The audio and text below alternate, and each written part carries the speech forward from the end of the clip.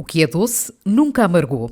Que o diga Nuno Gil, proprietário da Confraria São Julião em Palmela e autor de vários doces usando produtos típicos da região.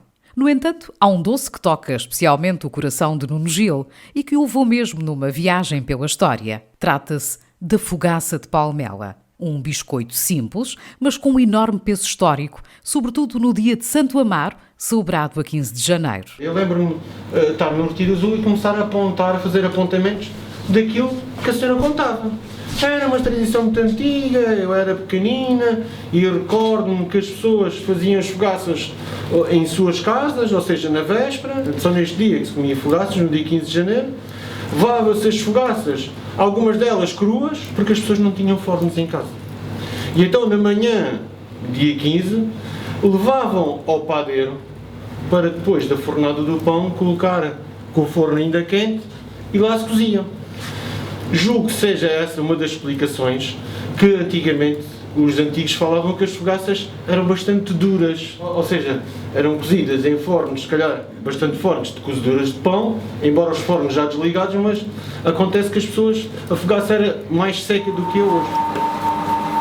A história das fogaças não é só aqui em Palmela, pelo menos temos uma tradição muito mais antiga, que eu por acaso nunca vi, mas até gostava de ver, que é as fogaças de Santa Maria da Feira. Tem uma tradição muito ligada e muito forte, ou seja, toda a comunidade, desde as crianças às pessoas mais de idade, todas elas trabalham um bocadinho sobre isso. Não é?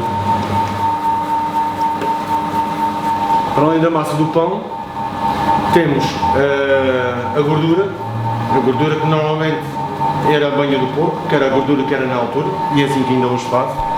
Temos os aromáticos, que normalmente se utiliza, que é a canela, erva doce e a aguardente bagaceira, que lhe dá algum cariz diferente à massa em si.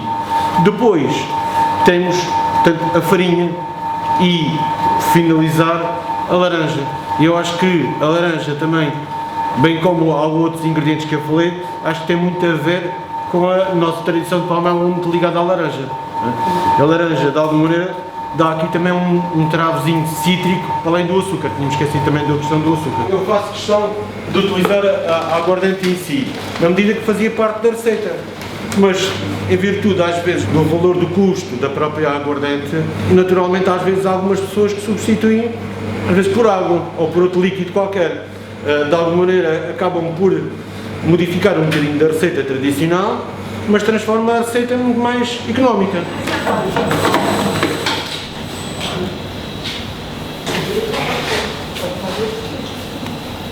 Antigamente as pessoas, lá está, faziam as promessas. De uma pessoa às vezes podia ter partido o braço, ter um dedo partido, e então uma das formas que mais às vezes aparecia nas bênçãos era a mão.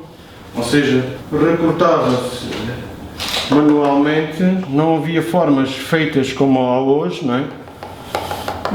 E as fogaças eram feitas com, nomeadamente aqui este exemplo, da mão.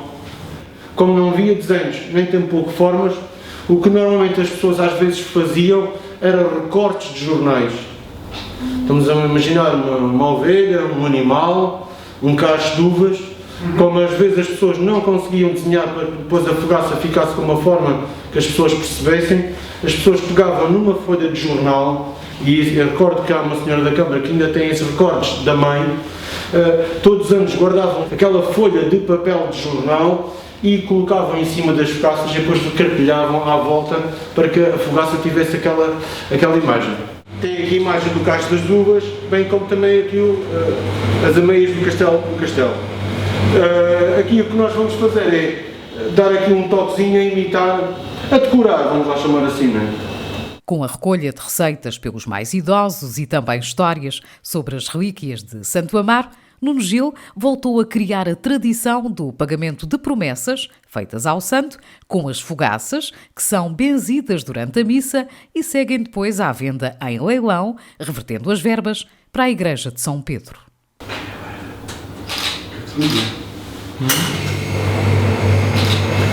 5 estrelas. 6.